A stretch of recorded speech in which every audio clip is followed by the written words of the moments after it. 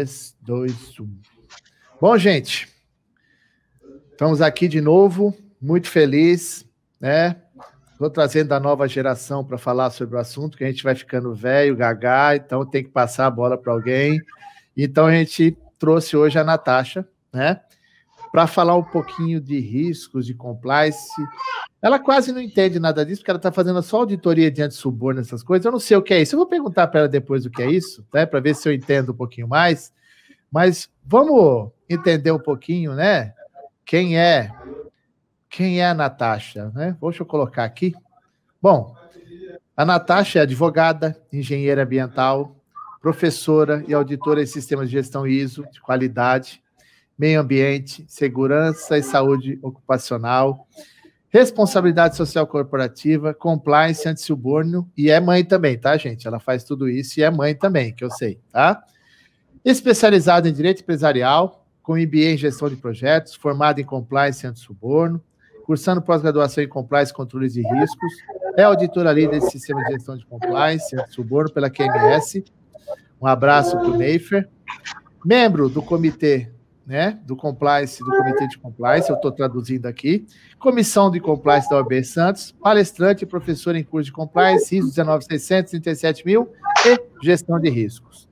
Mas aí eu fui pesquisar um pouco, afinal, o nosso convidado precisa fazer o due diligence dele, para ver se ele não tem problemas, se não tem problema nenhum, de repente cancelava. Tá aqui, ó. Esse é o LinkedIn, esse é o LinkedIn da Natasha, para quem depois quiser conhecê-la, acompanhar o que ela faz, está aqui, né? Natasha Cima. Aí eu fui achar lá no Antissuborno da QMS, do portal, alguns artigos que ela já está escrevendo. Tem mais lá, mas não ia caber tudo aqui, então eu peguei só alguns, né? Falando sobre isso. E ela fala sobre identificação de risco, nós vamos falar isso daqui a pouquinho. Aí eu fui pegar o canal do YouTube dela. Aqui, o canal do YouTube, já tem alguns vídeos dos cursos que ela faz, os módulos. Vale a pena dar uma olhadinha, né? Ó, isso aqui é prova que eu estou inscrito lá. Aparece aqui, ó, inscrito. Já estou inscrito lá. Para depois ninguém falar, nossa, o cara trouxe a convidada, mas nem colocou ela lá. Aqui, quem está ouvindo agora é a criança dela. Ela é mãe também durante a entrevista, tá?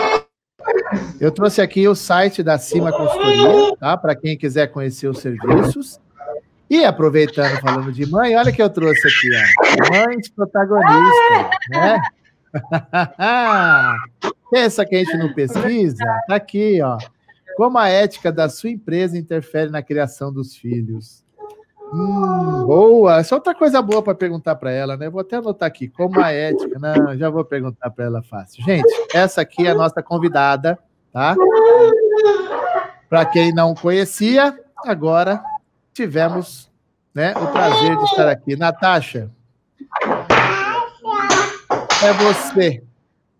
Você agora pode falar. Fique à vontade. A tela é sua. Olá.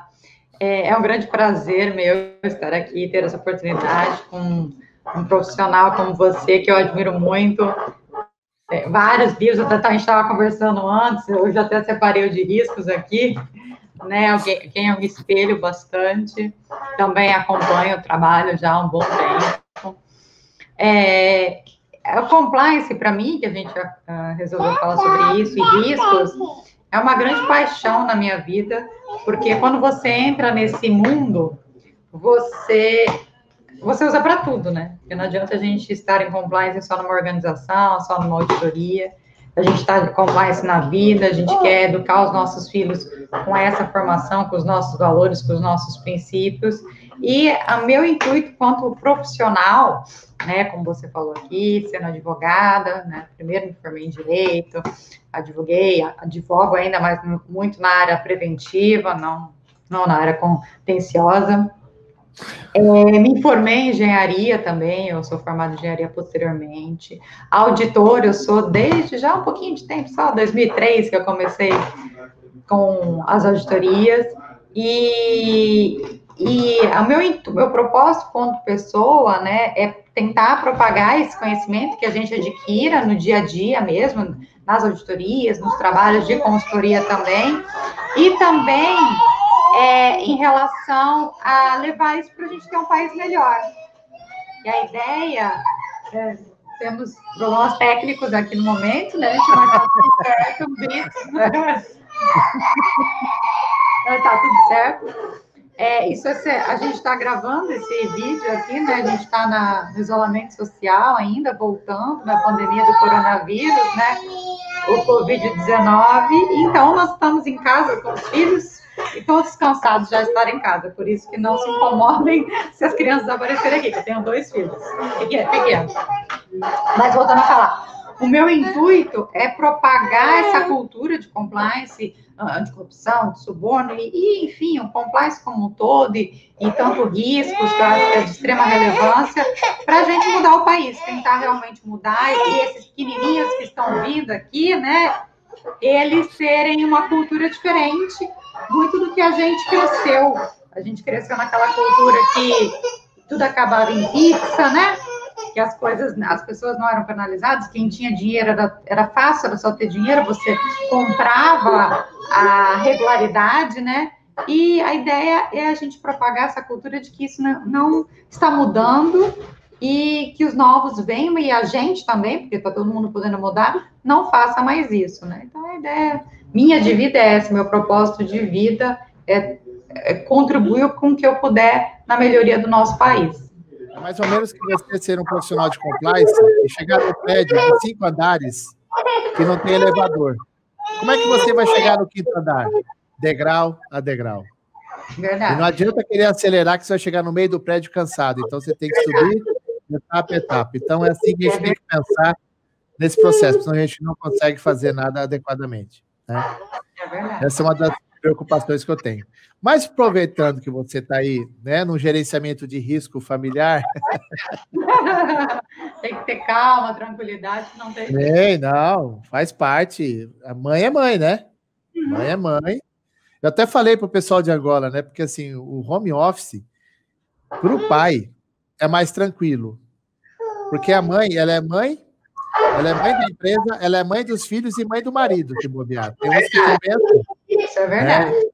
Então, eu abençoo vocês com essas questões que tem que trabalhar, tem que fazer o trabalho, cuidar dos filhos. Ó, até porque tem marido que ajuda, mas não é igual a mãe. Pode esquecer. Não, por mais que ajude, não é a mesma coisa. Não, às vezes eu não quero sair correndo, mas daí eu tenho pena dele, né? Porque daí ele que vai ter que ficar com tudo. Mas... É que eu já estou numa fase que o meu filho tem 23 e o tem 26. Então, o máximo que vai acontecer é ele mandar o WhatsApp pedindo para eu transferir uma grana. Mas esse é outro risco que eu administro aqui. Mas, Natasha, vamos lá. Aproveitando, né, fazendo uma pergunta para você bem técnica. Por que as pessoas têm tanta dificuldade em implementar risco? Ou melhor, gestão de risco. Porque o risco já está lá implementado, a gente não sabe. Mas por que elas têm tanta dificuldade em identificar o risco do negócio? Por que isso... Você sente essa dificuldade também? Vejo, as organizações têm uma dificuldade muito grande em entender... Primeiro ponto, que a gente precisa entender a organização, né? Você precisa fazer uma análise de toda a organização. Não tem como você sentar... Muitas pessoas acreditam que às vezes você vai fazer um levantamento de riscos, depois fazer todo aquele trabalho, desenvolver uma matriz, alguma coisa, você vai e pega um modelo, né? Uma matriz na internet, você vai ali, senta, dá uma analisada na situação da organização e tá tudo certo. Vai lá, preenche umas colunas, umas linhas, uma matriz e é aquilo que funciona. E não é. Então, assim, eu vejo a grande dificuldade das empresas voltado ao risco é entender que o trabalho de riscos, ele é muito mais complexo, né? Ele é muito mais profundo que isso. Você tem que fazer uma análise completa da organização. Porque eu vejo também que muitas vezes alguém vai fazer um simples código de conduta e ética, primeira coisa que você vai fazer na organização, faz aquilo, ponto. Sem nem entender da organização, entender os riscos, nem nada. Como que você vai conseguir desenvolver as regras de conduta que você quer que as pessoas voltadas à organização tenham, os seus parceiros de negócio tenham, se você não sabe nem os riscos que estão envolvidos? Então, a gente tem que sentar, analisar a organização, ver contrato, ver atividade que executa, setores, analisar processos, legislação, e assim vai. É um calhamaço de informações que você tem que analisar para você entender os riscos. E eu vejo que as pessoas têm essa dificuldade por isso, porque querem pular etapas. Já querem lá, sentar, preencher uma planilha. Você sabe que uma vez eu fui no evento da Darius, de gestão de risco, e eu fiz isso, a minha esposa ficou brava comigo, mas o pessoal do evento falou para levar, eu levei a varinha do Harry Potter dentro do meu paletó. Botei a varinha do Harry Potter. Aí estava no final, a hora que ia fazer os sorteios, aí o pessoal me chamou e falou assim, gente, o ACE tem uma revelação para fazer para vocês. O ACE vai mostrar para vocês como que ele faz gestão de riscos agora. Eu saquei da varinha do Harry Potter. Aí eu falei assim, eu grito, riscardio leviosa. Aí os riscos começam a voar pelos departamentos e vai caindo que é risco alto, risco médio, risco baixo. Aí o pessoal olhou assim, né? Falei assim, pô, é o ACE, então tá explicado. Porque essa é outra questão primordial. As pessoas querem implementar a gestão de risco, mas a empresa não tem uma cultura de risco. As pessoas que estão na linha de frente, elas não têm noção do tamanho do problema que é, não tem processo mapeado, não tem um controle interno implementado, e aí depois quer fazer gestão de risco e compliance. Eu queria entender como isso funciona. Você passa pelas mesmas dificuldades, eu pensei que era só eu, mas queria só saber se você passa por isso também. Não, a gente tem essas dificuldades muito grandes. A organização entender, sentar assim, quem que ajudou a fazer o levantamento dos riscos? Começa nisso. Quem faz parte? A organização toda tem que fazer parte do levantamento dos riscos. Porque a alta direção tem que fazer parte disso. Se ela não souber os riscos, se ela não sabe, os riscos estão mapeados na sua organização, a alta direção, como que ela vai poder atuar?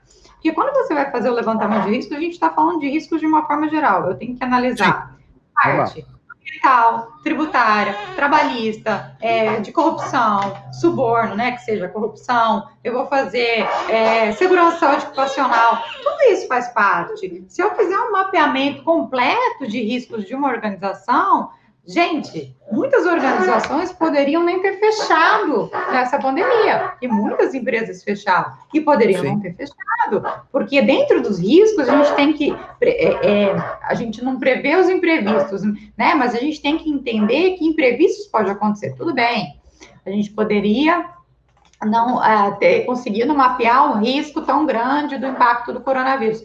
Mas será que se a gente estivesse analisando desde o final de 2019 o que estava acontecendo na China, por que o ser humano tinha tanta dificuldade de entender que isso ia chegar aqui? Né? Será que a gente não poderia, baseado nisso, ter feito um planejamento? Eu vejo que as pessoas, não só empresas, as pessoas... Gente, é o que ficou muito claro nisso que a gente viveu. Não tem planejamento financeiro. Não. Muitas empresas, em menos de 30 dias fechado, né? As atividades fecharam. Não tinha fluxo de caixa para 30 dias. Então, porque eu falei isso até no evento do IBGC, acho que lá em março ou abril, né? Falei assim, gente, nós estamos falando de startup. Eu falei, não, porque uma startup tem que ter 24 meses de caixa, de fluxo de caixa. Assim.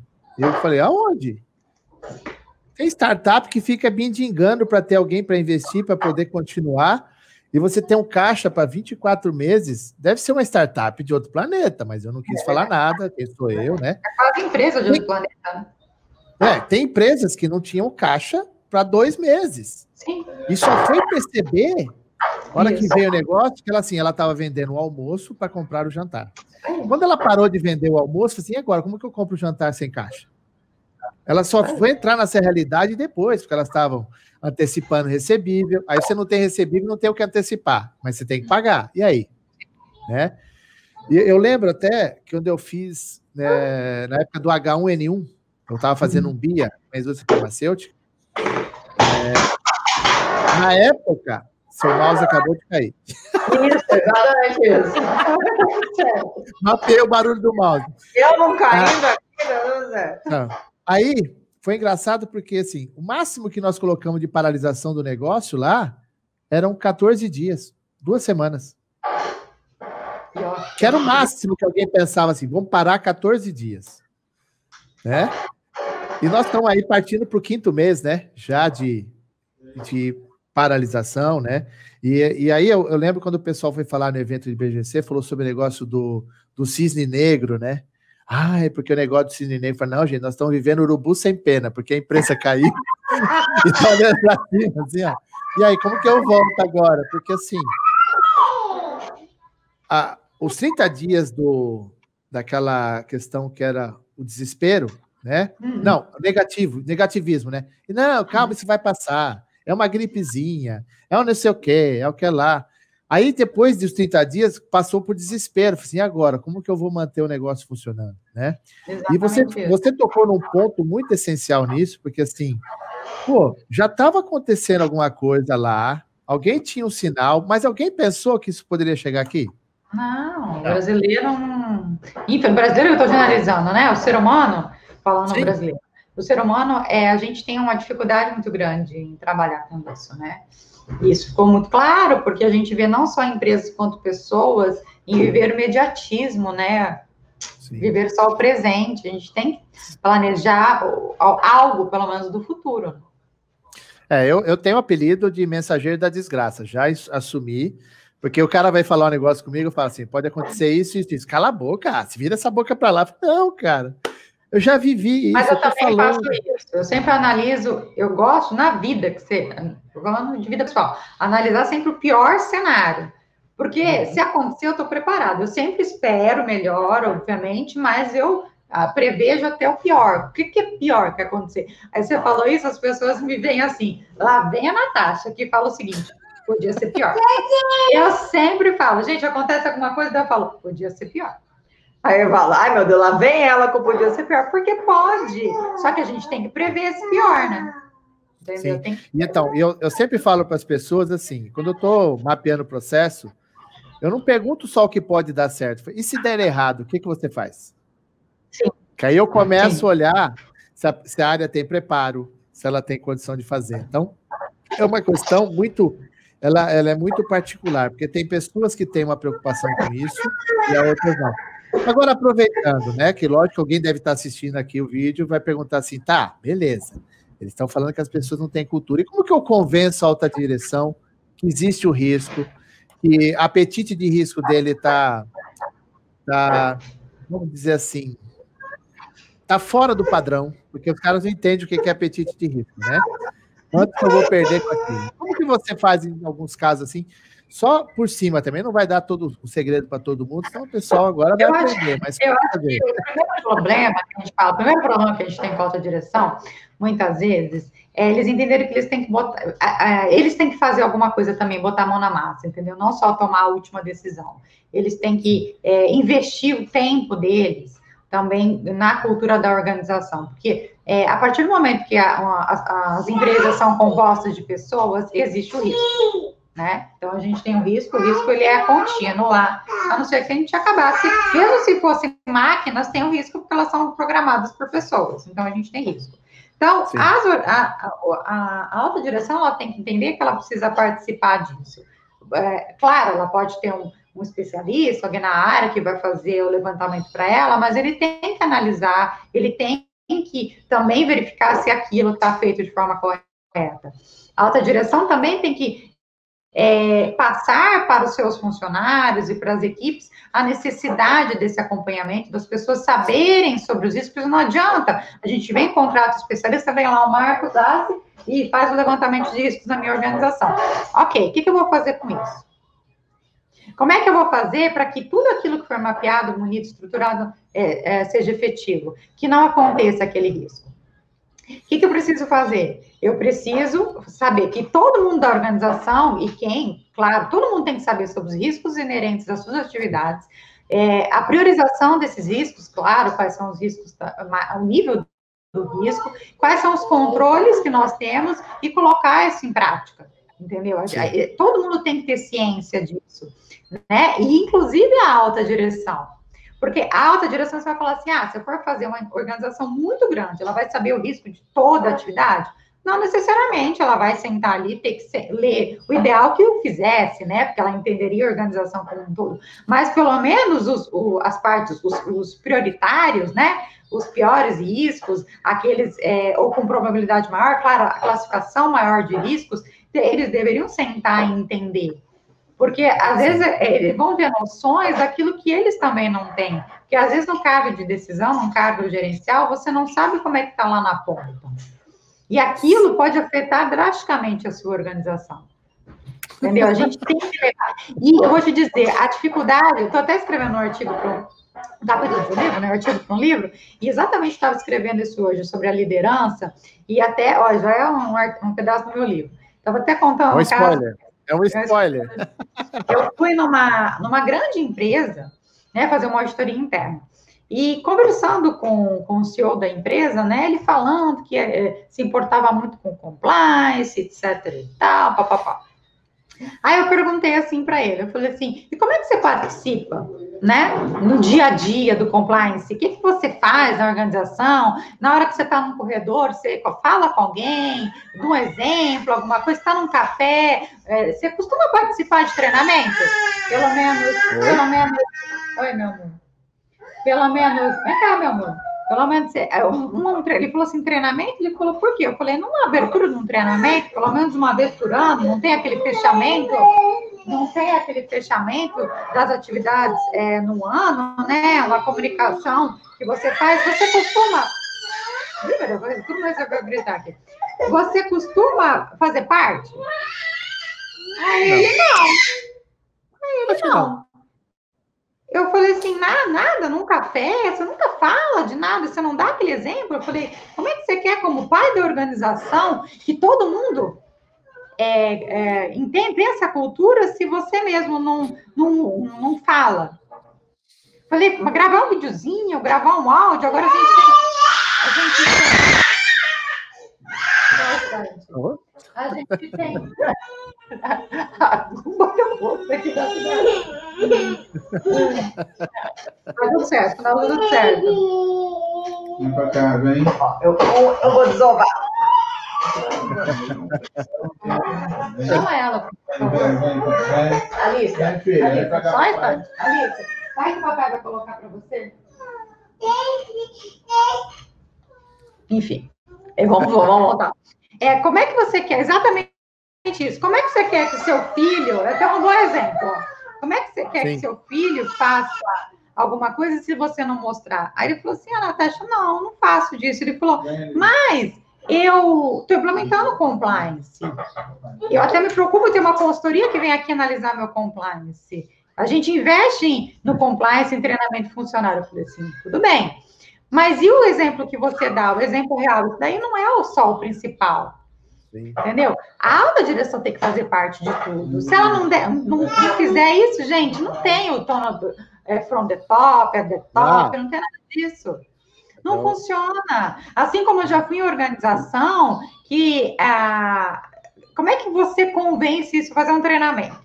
Como é que você convence o pessoal de virar e falar assim, Natasha, tudo muito bonito que você está dizendo aí,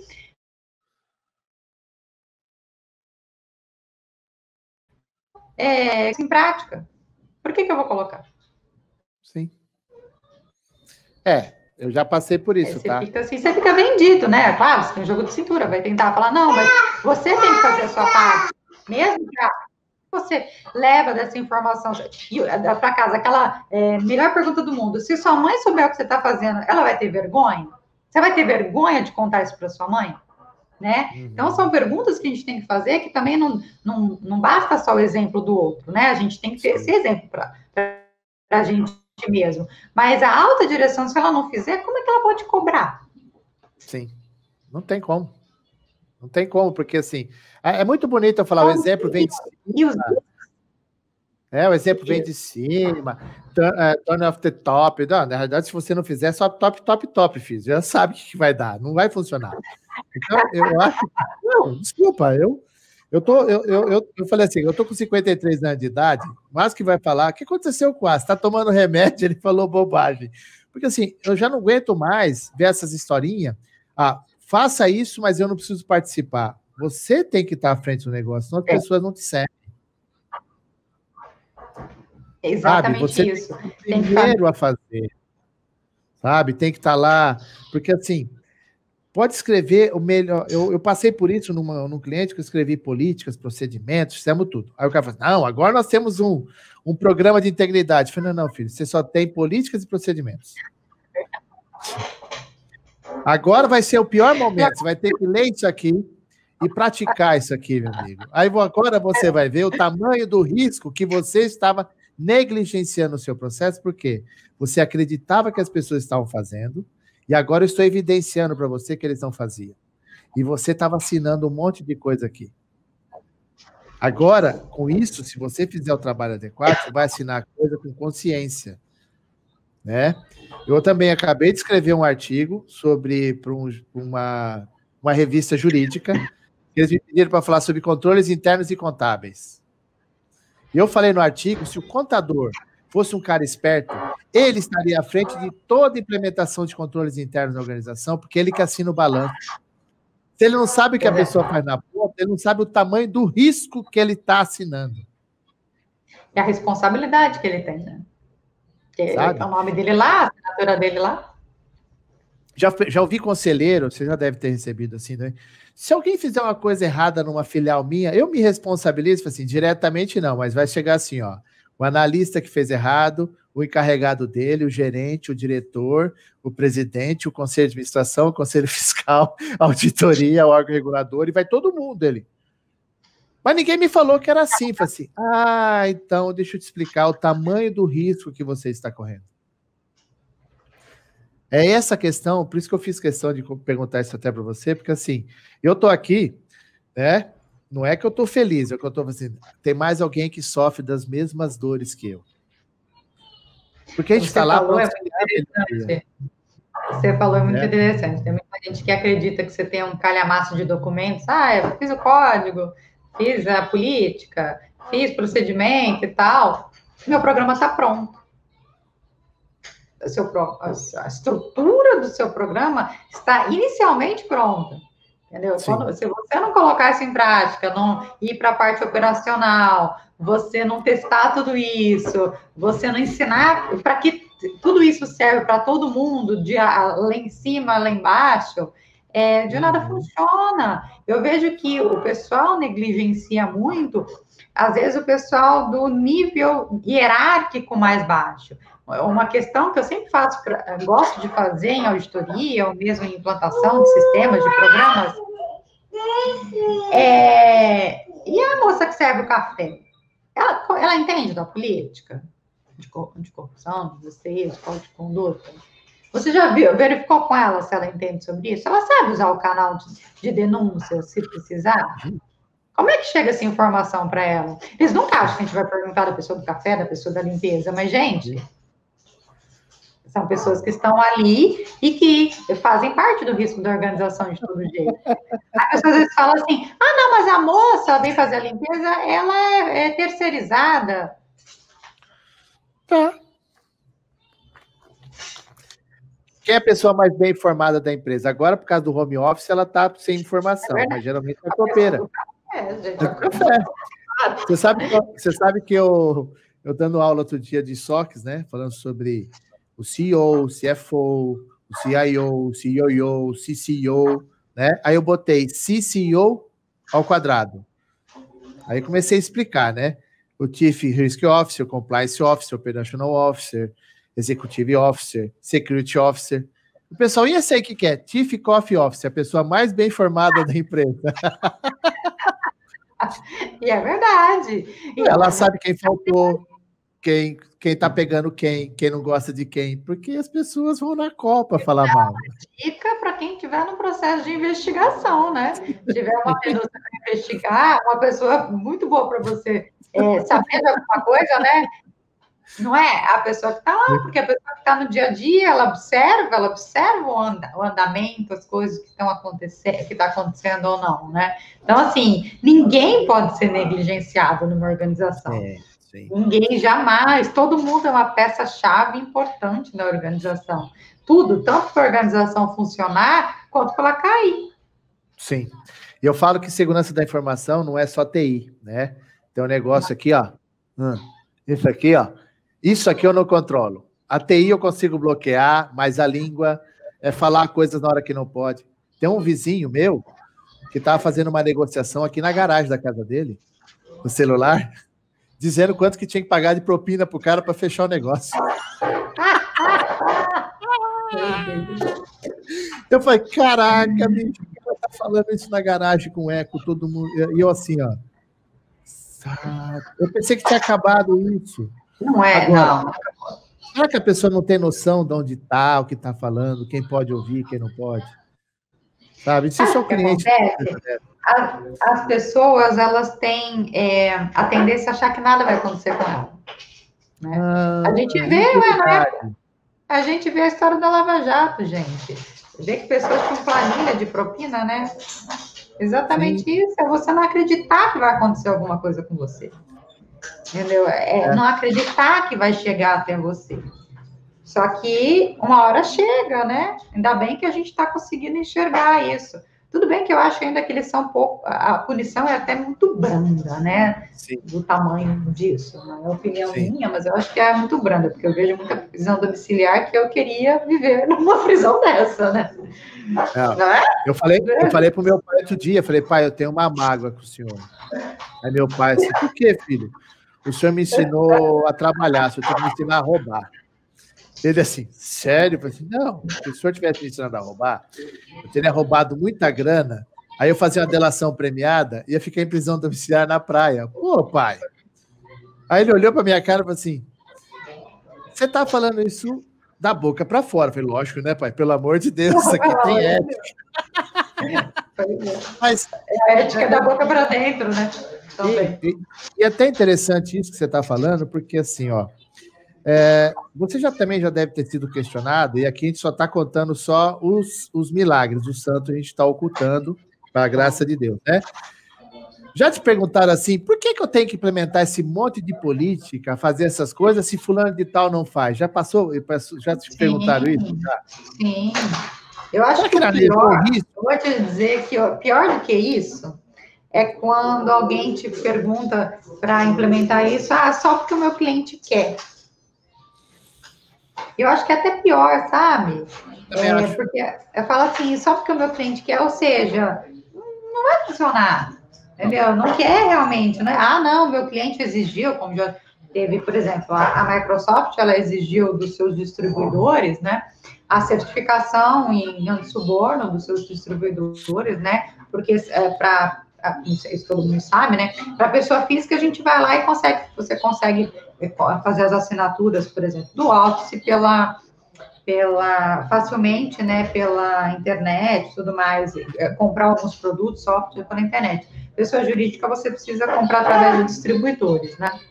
Aí o que acontece? Ela exigiu que seus distribuidores tivessem a certificação, foi uma correria danada, né? Só que as organizações que foram fazer isso, levaram, muitos já tinham compliance, né? Mas as organizações levaram isso como necessidade. Não, vamos fazer de forma real e internalizar isso.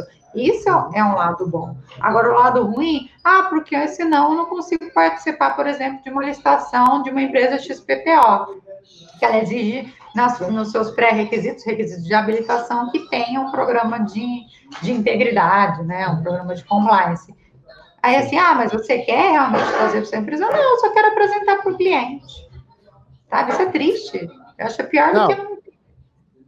Não, e é o que mais me deixa impressionado, e isso foi bom você falar isso, porque assim, às vezes a pessoa fala assim, qual o propósito de você fazer isso? Não, porque eu quero estar adequado ao mercado. Né? É um discurso que vem, adequado ao mercado. Porque o mercado está aplicando, a minha concorrência está aplicando, aí daqui a pouco alguém fala assim, só está fazendo porque se não fizer, vai perder o cliente.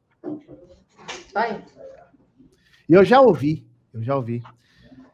o presidente de uma empresa falar para mim assim, o meu cliente está exigindo que eu implemente código de conduta, política de prevenção à lavagem de dinheiro, política de prevenção à fraude, mas eu não sou banco.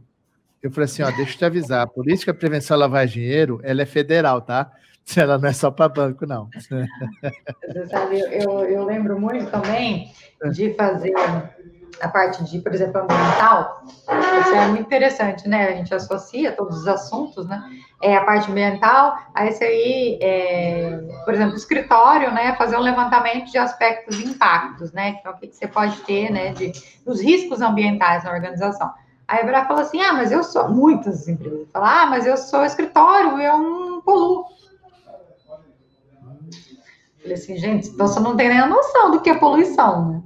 Não. Não tenho nenhum, não tenho. Aí você fala, gente, você não tem luz? Tem lâmpada. Você usa papel? Tem impressora. Vai no banheiro. Todo mundo vê o banheiro. Tem copo descartável. Tem copo descartável. Tem a descarga. Então, assim, tem. Mas isso importa? Sim, isso importa. É a mesma coisa. O risco que a gente pode, que as organizações não têm noção, às vezes a quantidade de dinheiro que consegue prevenir de fraudes que são cometidas contra elas por terem um programa. Eu já fiz uma implementação numa fábrica, um fabricante, né, de válvulas, e que eles não tinham controle nenhum, não, almoxarifado. A almoxarifado era aberto, tinha uma pessoa responsável, mas qualquer pessoa entrava, a pessoa saía, e eu falava, gente, vocês não fazem o registro de quem pega? Deixava a chave com alguém, né? Saía para o almoço, deixava a chave com alguém. Não, falando, mas não tem controle de o que tiraram? Não tem controle, ninguém assina, né? Pegou uma peça, assina, não. E se não usar tudo? Vem aqui e devolve. Eu falei, vocês não têm noção do dinheiro que vocês podem estar perdendo aqui. Por não saber o estoque que tem, não ter nem noção do estoque, às vezes você está comprando coisas que você já tem, né? Você pode estar gastando dinheiro que você já tem. Outra coisa, pode estar sendo desviado produtos aqui que você não tem noção. E não é barato. Tem coisa, pastilhas, às vezes tem uma pastilha que você usa numa válvula que é R$1.000 uma pastilha. Tem umas caixas aí de uma pastilhas que a gente não usou, tá lá. Gente, quem trabalha com isso, né, no dia a dia, você sabe o quanto custa. Né? Quem vai lá participar da fabricação, né? Ele sabe o quanto custa. Se a pessoa não tiver uma boa índole, ela pode ver essa bagunça toda, tirar e nunca ninguém vai saber. Eu falei, vocês não têm noção da quantidade de dinheiro que vocês podem estar perdendo aqui. Simplesmente por não ter noção. Nós pegamos um cara numa fábrica que ele colocava essas plaquinhas dentro da roupa dele, assim, ó, passava no corpo, porque assim, ó, essas placas, tá? Aí ele passava uma fita crepe e botava a roupa e saía. Nós só porque ele pegava essas placas para vender nas metalúrgicas, pequenas metalúrgicas que tinham em volta. E a quantidade essas peças de porcelana, aqueles quadradinhos de porcelana, ele colocava assim no corpo dele. E como que nós descobrimos? Uma denúncia anônima falou assim, ó, tem um fulano de tal que tá saindo com as placas aqui, só que assim, ele não falou quando. Aí nós descobrimos que ele sai na sexta-feira com as placas para vender pro pessoal no sábado. No final de semana. Uma das piores, a gente vê como o ser humano é criativo. Uma das piores que eu já ouvi, uma editoria que é muito interessante, eu sempre uso como exemplo, foi o pessoal tinha controle na retirada do produto para logística, né? Então, lá do armazém para logística, eles tinham controle de entrada e de saída, não podia entrar com bolsa. Tinha materiais eletrônicos lá também, só que as pessoas podiam entrar com o celular normal, né, e tudo mais. Aí eles foram inventariar, eles inventariavam de tempos em tempos os produtos e viram que tinham sumido alguns celulares nos últimos meses. Como, gente? Ninguém entra com bolsa, ninguém entra com nada. Tem o segurança, né? As roupas é só a roupa que fica ali, né? Em nada. Até que eles foram descobrir que o profissional, meu celular não tá aqui, eles foram descobrir, vou pegar aqui, que o profissional ele fazia o seguinte, olha como ele roubava, era um profissional que roubava o celular. Ele tinha um celular, digamos, daqui o celular, ele tinha um celular que ele pegava o outro celular lá, colocava atrás, um celular menor, celulares menores, ele tinha um celular maior, Aí ele tinha que mostrar, você tinha que sair e mostrar o seu celular para o segurança. Então ele botava o celular dele na frente, o outro atrás, mostrava para o segurança e roubava o celular. Simplesmente assim, como que alguém ia pensar que alguém ia, né? E olha a cara de pau, porque às vezes podia cair, né? Qualquer coisa ser visto, não, ele colocava um na frente, um atrás, mostrava para o segurança, que ele estava com o agarrava bem, e saía. Agarrava bem aqui, né? Às vezes podia colar alguma coisa, né? E saía, gente, como é que a pessoa pode imaginar isso? Aí, obviamente, descobriram, foram à casa dele, tinha vários celulares que ele tinha, encontraram lá, que foram com a polícia, que tinha roubado, e questão que ele falou que ele viu oportunidade, que tinha muitos, a pessoa vê, tem muitos aqui, e eu precisava de dinheiro, enfim, qualquer coisa. Sim. Essas questões que às vezes, que eu falo, né, por menor que seja o processo, ele tem que ser observado, tem que ser monitorado, porque o risco existe, tá? Aonde tiver alguma coisa financeira, né? Que a gente fala, isso aí a gente chama de ativo líquido, que é o que o cara tira daí e vende fácil na rua. Exatamente. A gente tem que olhar essas questões, porque isso é que afeta bastante. Mas assim, olhando até para uma questão de a gente mostrar para quem está assistindo a gente aqui, que é coisa, parece que a gente está brincando aqui, mas não é. Assim, não, você começa... a gente pode contar de uma forma descontraída, né? Mas como você vê Exatamente. isso... Não, você quer voar no pescoço da pessoa, porque você acredita, você confia, todo o processo. Então, assim, é uma das questões que eu falo, assim, entender o negócio, e às vezes eu falo para as pessoas, eu falo para aluno, você quer entender de gestão de risco? Sai da tua cadeira. Vai até o problema. Tenta entender o que está acontecendo, sabe? Mapear não é só escrever o processo, um procedimento. Não é só papel. Não. Você observar, você ter olhar a dinâmica, né? É uma coisa assim que a gente, na auditoria também, às vezes a gente começa a ver o corpo da pessoa, divulga se ela está fazendo uma coisa errada ou não, né? Verdade. Ela se sente incomodada. Ela se incomoda, ela tem... Então, às vezes, eu já fiz isso até em supermercado. Né? Eu tenho um treinamento de como identificar se a caixa está passando alguma mercadoria trocada ou não no caixa. Sabe? Ele está pegando aquele produtinho e fazendo assim, pip, pip. O cara passava por quê? Era amigo dele, o cara vinha com a picanha, ele passava a picanha atrás e passava o produto na frente para o código de barra. Então, era observar a posição das mãos e se a pessoa fica olhando para ver se alguém está vendo. Então, você tinha alguns sinais para isso. Então, você começa, para a gente que trabalha com prevenção à fraude, você começa a ficar meio paranoico, né? Você começa tudo, você, né, observa. Esses dias você falou interessante no supermercado. Estava conversando com o Paulo, que ele falou que uma forma também de você pegar é colocar, obviamente, para você, quando você desconfia de alguém, ver quando um parente vai fazer a compra no supermercado. Que normalmente ele faz esses desvios ou passa menos para a mãe. Se a mãe for comprar no supermercado, comprar muitas vezes, você observar isso, que às vezes nesse ponto você vai encontrar. Porque às vezes eles querem ajudar, quer ajudar uma amiga, quer ajudar um parente, alguma coisa você também consegue. E as pessoas abaixam um pouco a guarda nesse momento também, né? Vai ter um olhar diferente. Aí o que eu falei nesse mercado, que o dono do mercado falou assim, o que eu tenho que fazer? Implementar câmera, sistema? Eu falei, não. Se o seu supervisor fiscal perceber alguma coisa errada, uma coisa fora do padrão, vai lá e encosta no caixa, fica em pé, do lado. Não precisa fazer nada, fica em pé. Você vai inibir o processo. Já vi gente deixar o carrinho e vazar. É só uma mudança de postura, uma mudança de fazer, né? Que às vezes não precisa de sistema, precisa ter conhecimento. Não, mas o quê? Você tem que analisar, entender quais são os possíveis riscos, né? O risco das pessoas estarem ali, né? Então, e isso mesmo que você falou, ver todos os possíveis riscos em todas as atividades, todos os processos que são executados pela organização. E aí você vai conseguir verificar o que pode acontecer.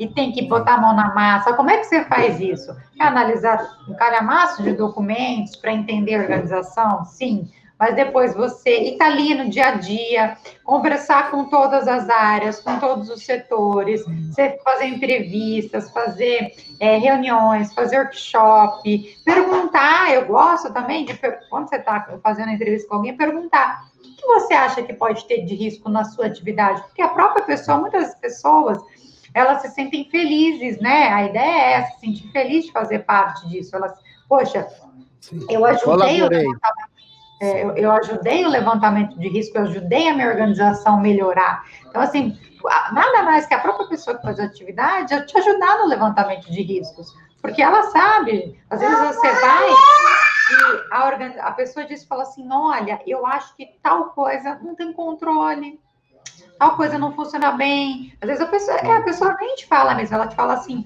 olha, eu faço isso daqui do jeito que eu quiser, não tem uma instrução, não tem um procedimento, se eu for embora, o próximo que vier não vai saber como é feito. E nisso você vai encontrando as falhas, nisso você vai encontrando os riscos. As próprias pessoas podem falar para você. Sim. Às vezes ela pode te contar de alguém, poxa, mas eu já vi alguém fazendo assim. Ela, muitas vezes, não vai se sentir à vontade, né? Por isso que também você tem que ter essa parte de a gente deixar as pessoas à vontade. Muitas vezes elas contam as coisas pra gente. Sim, verdade. Eu falo que é o método hindu. Conhece o método hindu? Não. Você induz a pessoa a falar. É um hindu, sabe? Induzir as pessoas. Você vai conversando e as pessoas, quando se sentem incomodadas com as coisas erradas, elas vão falar para você. É verdade. Elas vêm falar, porque ela se sente incomodada, ela acha que aquilo não é legal. Então, às vezes, a empresa não tem nenhum canal de denúncia, mas ela, numa reunião, numa entrevista, ela fala assim, olha, não é comigo, mas eu sei que acontece assim, assim, assim, e se eu fosse você, dava uma olhada lá. Quantas vezes eu já não descobri coisas assim?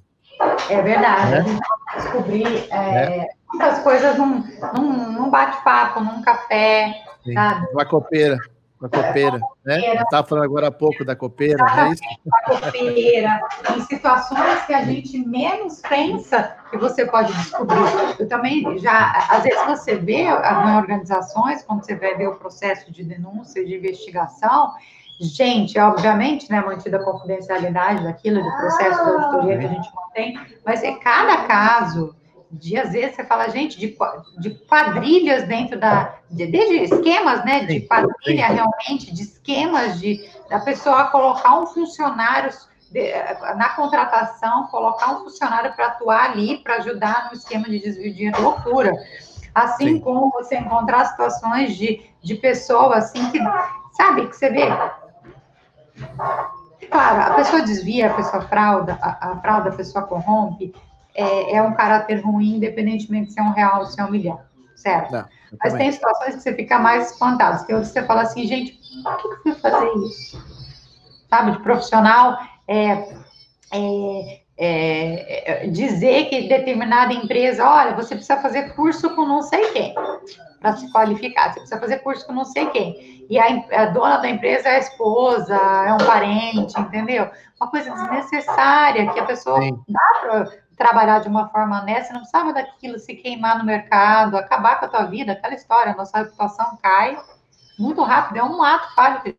Não, e às vezes por causa de R$10. Pois é, e hoje as informações são muito rápidas, né? Cai na mídia, cai nas redes, a gente vê a história de bullying. Antigamente, na nossa época, o bullying, se sair da escola, acabou. O bullying era na escola, quando você encontrava as pessoas. Hoje ele te segue. Então, assim, é muito complicado isso, as pessoas entenderem isso. E assim como se você na minha época deixa... da escola tivesse bullying, eu estava em prisão perpétua, você não tem noção. Você fazia. Se na época... do jeito que vinha, porque eu era baixinho, meu apelido, eu tinha uns apelidos que eu não vou contar aqui, porque senão depois estou lascado, mas eu era narigudo, né? Bundudo, eu tinha 12 anos, calçava 40, os caras me chamavam de Sasquatch, me chamavam de Tucano, Tuyuyu, e do jeito que vinha, voltava, né? Não, eu falava, eu não tinha... Hoje, né? Hoje eu tomo cuidado que eu vou falar, não posso nem... Se eu falar que a pessoa é feia, fala que não é feia, porque é um bonito não praticante. Você tem que usar alguns termos, entendeu? Bonito não praticante. eu cheguei no cliente outro dia, o cara chegou para mim e falou assim, meu chefe falou que eu sou desprovido de conhecimento. Eu falei assim, e se ele me chama de burro, eu quebro a cara dele. Eu falei assim, nossa, se ele descobrir que é a mesma coisa, ele vai ficar chateado. Então, vou dizer até, aproveitando que nós estamos aqui, já está quase dando nosso tempinho, até porque é o seguinte, não, eu tenho umas coisas aqui, se eu começar a contar, eu vou escrever um livro dessas coisas em breve. As pérolas vai ser uma, eu vou colocar assim, um escritor fantasma, vai se chamar Snowden do Compliance, entendeu? Então vai ser o cara que vai falar todas as porcarias que tem por aí. Aproveitando, o home office criou um risco para as empresas muito grande, por quê? Elas não tinham noção do que as pessoas faziam no presencial e agora querem controlar elas à distância. O que aumentou de assédio moral nas organizações, né? E aí eu vi aquela imagem, que foi uma live que você fez sobre a mãe, a ética da mãe dentro da empresa, né? Será que as empresas entendem que nós estamos passando por um momento tão complicado que as famílias estão dentro de casa, as escolas estão fechadas, você tem filho pequeno, eu já tenho filho marmanjo, que já me ajuda, que trabalha, então é outro perfil.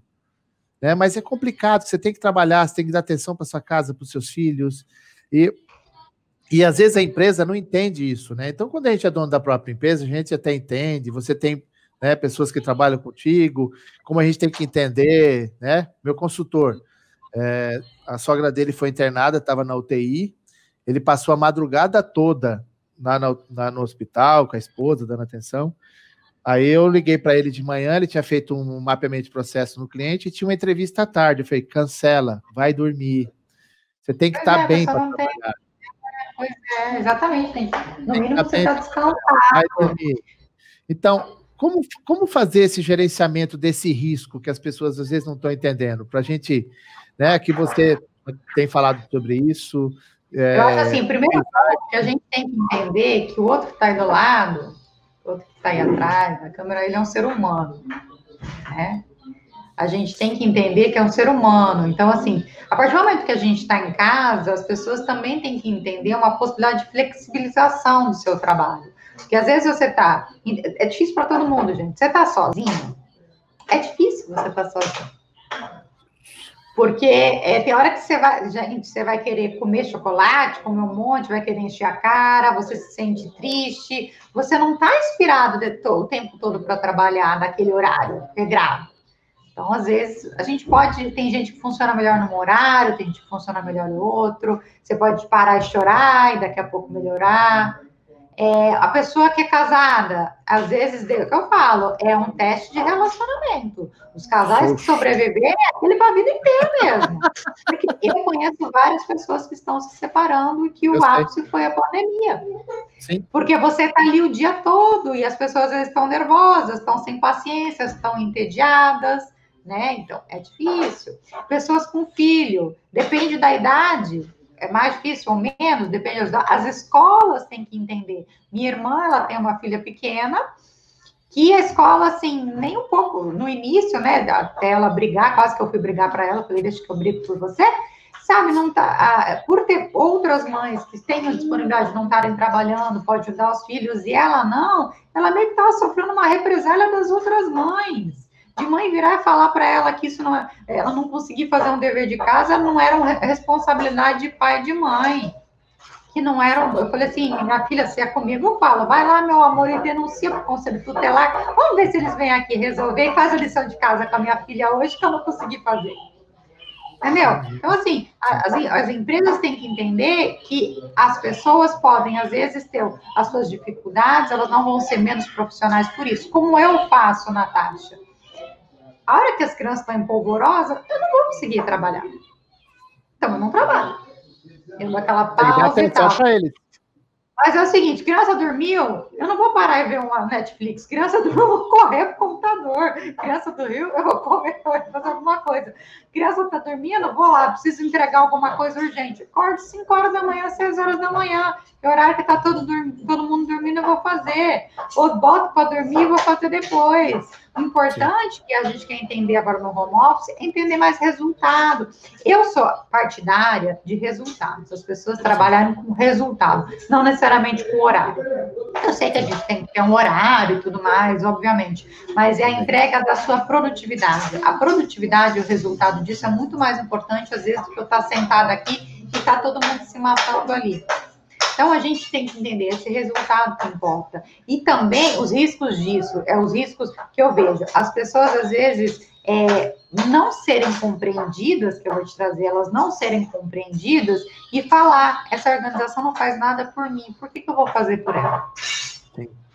Ter informações confidenciais, alguma coisa, falar assim, também vou pegar e sacanear agora. Infelizmente, o ser humano, ele é vingativo. A maioria do ser humano é vingativo. E às vezes não é que tem uma índole tão ruim assim. A gente tem maldade dentro da gente, mas às vezes se vinga. Se você tem um chefe que te assedia moralmente, às vezes ele não está preocupado que o dono da empresa é legal. Ele está com raiva porque ninguém faz nada com aquilo. Às vezes ele já contou para outros parceiros e ninguém dá importância. O que ele pode fazer? Se vingar da organização. Sim. Então, assim, a gente... Da pior maneira. Exatamente. Como é que um dos riscos de home office? Pensar no capital humano. O que está precisando? Entendeu? Está com algum problema, algum tipo, igual que você falou. Você acha que ele tinha cabeça de fazer uma entrevista, um bom trabalho? Hoje não, mas daqui a pouco ele vai fazer. E como você foi compreensível, uma pessoa que se preocupou com ele vai fazer muito melhor. Sim. Vai se dedicar muito mais ao trabalho, porque a empresa se preocupa com ele, entendeu? Então, faz toda a diferença. Claro, a gente tem as nossas regras, tem que tomar o cuidado, segurança da informação e tudo mais, do horário de trabalho, mas precisa ficar a câmera ligada o dia inteiro, gente. Tem organizações que estão exigindo que fique às 8, às 17, ou que seja, 9, às 18, que fique ligada a câmera para ver o que está fazendo, gente. Você viu que acabou o estoque de webcam? Sim, eu consegui comprar a minha.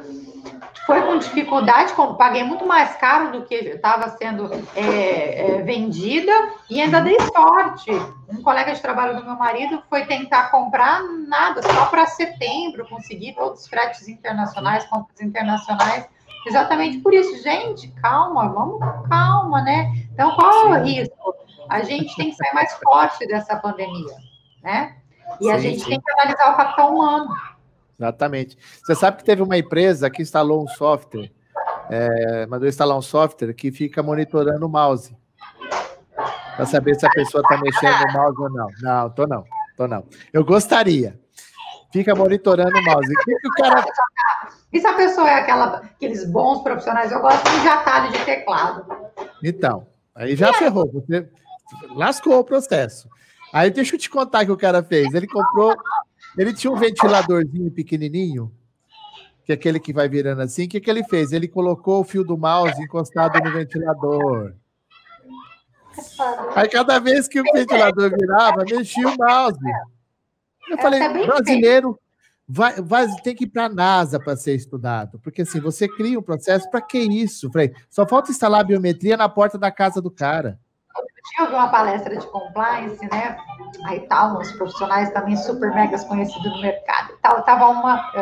Eu ri até falando assim, não, porque a gente tem que ter realmente no home office, estabelecer controles.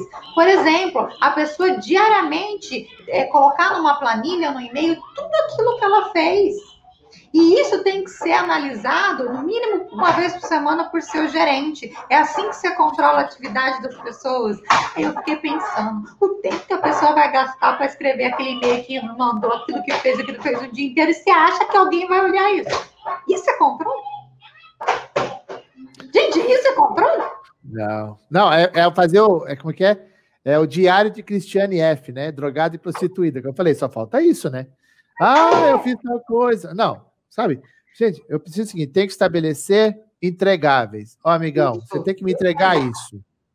Se você vai fazer de madrugada, durante a manhã, vai dormir à tarde, vai assistir Netflix, eu quero a entrega. Acabou. Exatamente isso.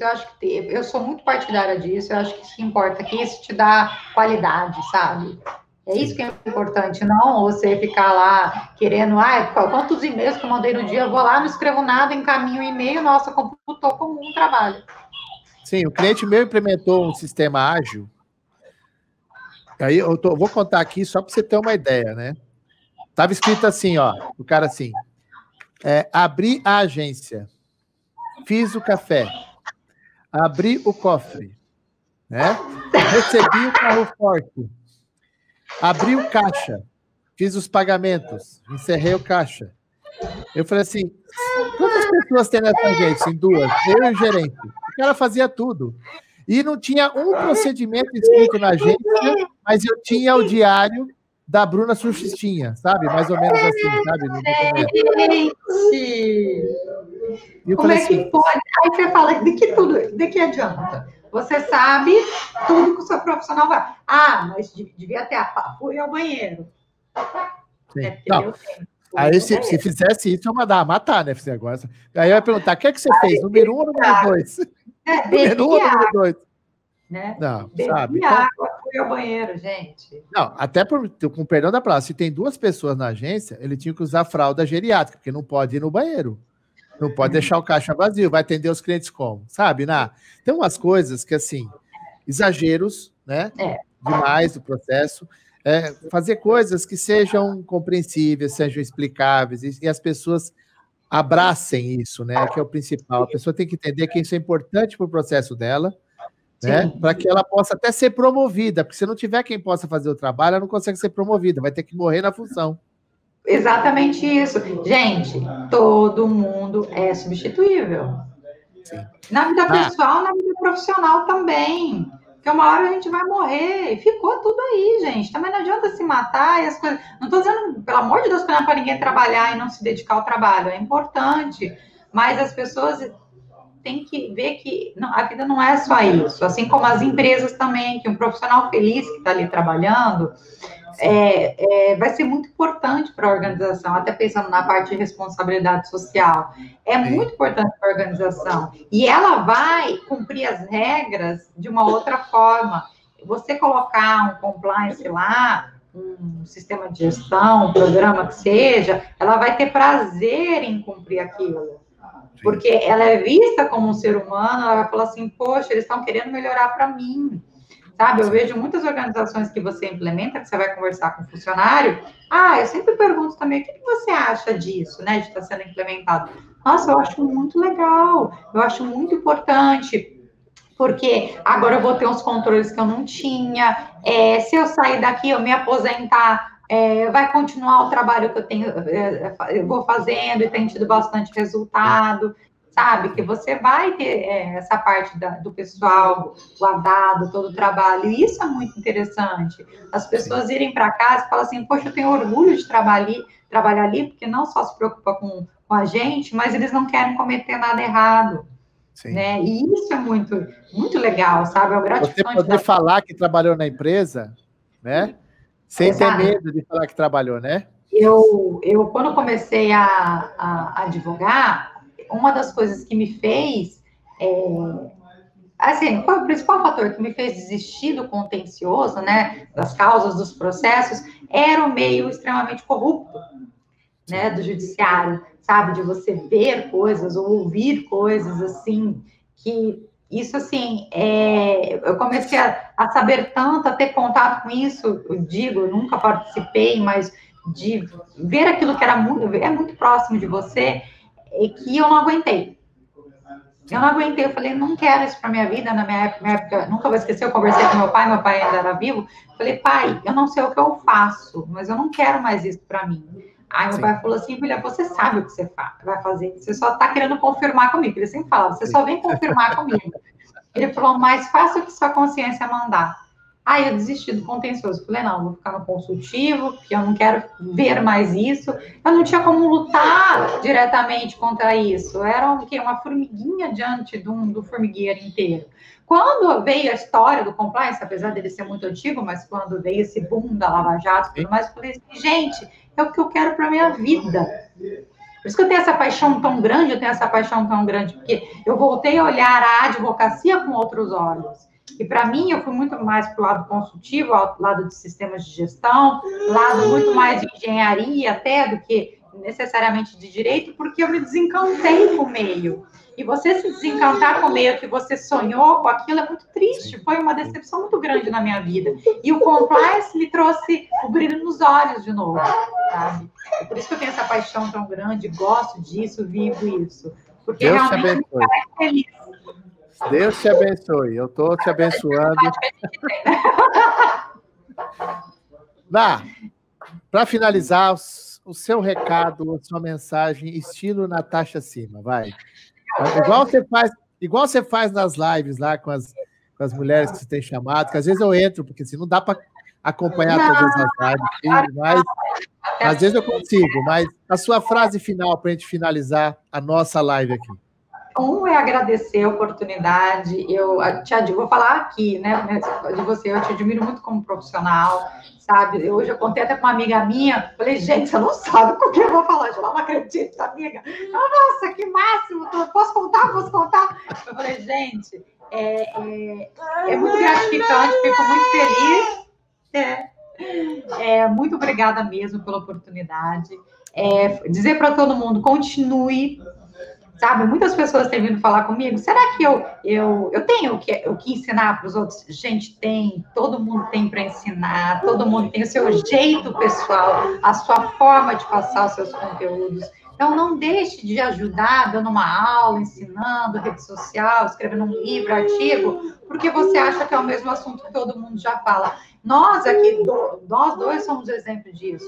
Nós trabalhamos com áreas similares, não necessariamente o mesmo tópico, mas muita coisa em comum, e nós estamos aqui um apoiando o outro.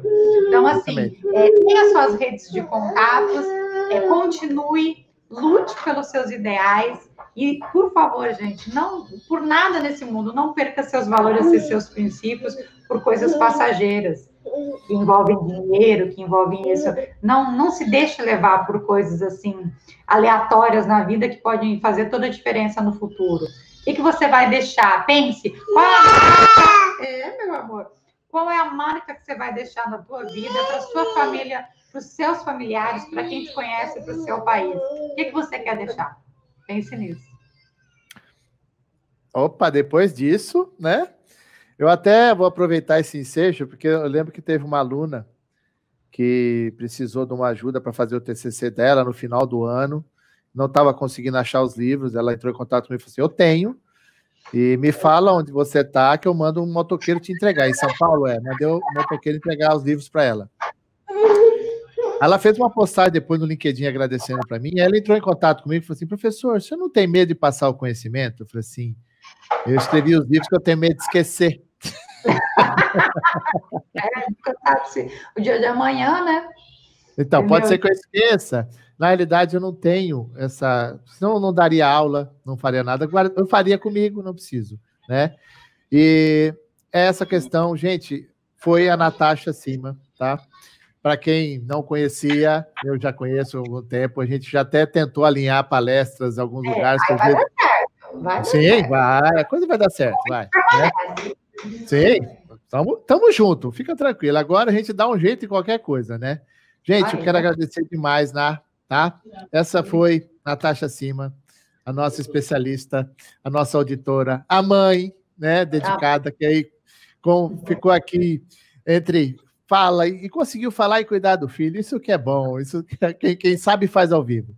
Eu quero agradecer demais a sua disponibilidade, o teu carinho. Gente, como dizem os youtubers, dê o seu like, curtiu, tem dúvida, coloca aí embaixo nos comentários o que você gostaria de saber, se você quer saber alguma coisa da Natasha, o LinkedIn da Natasha, Natasha Cima, tá bom? No LinkedIn, tem a Cima Consultoria, isso é para provar para todo mundo que eu não tenho vaidade, nós não temos vaidade, nós estamos juntos no processo, tem espaço para todo mundo, tá? É muito bom, né? Ter gente mais nova, porque assim, eu estou dando chance para os mais novos, porque os mais velhos já estão caindo pela tabela. Não sou tão mais nova assim, não. Mas eu não estou sem maquiagem, então não tem jeito. Mas, obrigado de coração, tá bom? Um beijo. Gente, Estivemos aqui com a Natasha Cima falando sobre risco, compliance, home office, falamos sobre ser mãe, falamos sobre empresa, sobre fraude, nós falamos de tudo um pouco aqui, tá?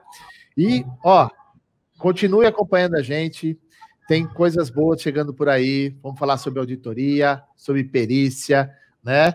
Tem mais assuntos para falar, e o canal é justamente para isso, para chamar gente que se destaca. Marcos Assi chama, e Natasha é mais uma dessa. Um beijo, obrigado, gente. Segura aí, Ná, que eu vou fechar aqui. Gente, obrigado, um beijo no coração de vocês, esperamos encontrá-los todos bem, e muito bem, porque a pegada é dura, mas a gente vai conseguir superar. Esse é o nosso destaque para vocês. Um beijo e a gente se vê por aí.